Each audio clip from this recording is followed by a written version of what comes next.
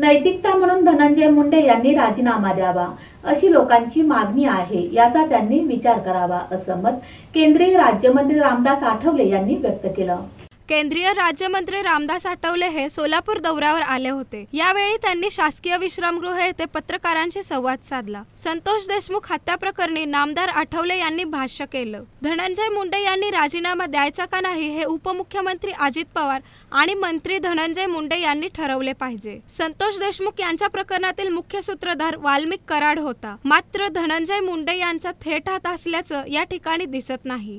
नैतिक आधारावर मुंडे यांनी राजीनामा द्यावा अशी अनेक लोकांची मागणी आहे, त्याचा विचार करावा असे आठवले म्हणाले।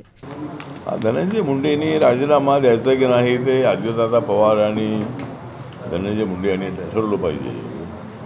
त्याच्यामध्ये जो वाल्मिक कराड होता हा या संतोष देशमुख यांच्या मर्डरमधला जो मुख्य सूत्रधार होता, त्याला पोलिसांनी पकडलेला आहे, त्याला मुकायला लावलेला आहे, त्याच्यावर 302 केसी टाकलेली आहे। पण आता धनंजय मुंडेचा डायरेक्ट या खुनाशी काही संबंध असल्याचं कुठेही काही दिसत नाही आहे। त्यामुळे नैतिक आधारावर त्यांनी राजीनामा द्यावा अशी अनेक लोकांची मागणी आहे, त्याचा विचार त्यांनी करावा।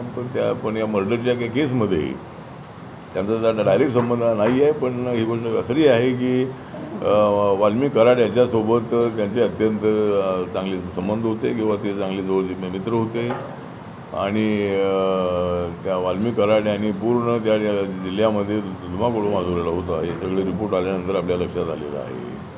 तो आरोपी त्यामध्ये आहे, पण खुनाशी त्या धनंजय मुंडेचा काही संबंध असल्याचं चित्र दिसत नाही आहे। स्थानिक स्वराज्य संस्थांच्या निवडणुका येत्या मे महिन्यात होतील असे वाटले होते, मात्र ओबीसी आरक्षणाची याचिका अजूनही सुप्रीम कोर्टात प्रलंबित आहे। 25 फेब्रुवारी रोजी त्याची तारीख आहे, त्यामुळे आता निवडणुका पावसाळ्यानंतर ऑक्टोबरमध्ये होतील असं नामदार आठवले यांनी सांगितलं। यावेळी रिपाईचे प्रदेशाध्यक्ष राजाभाऊ सरवदे यांच्यासह इतर पदाधिकारी उपस्थित होते।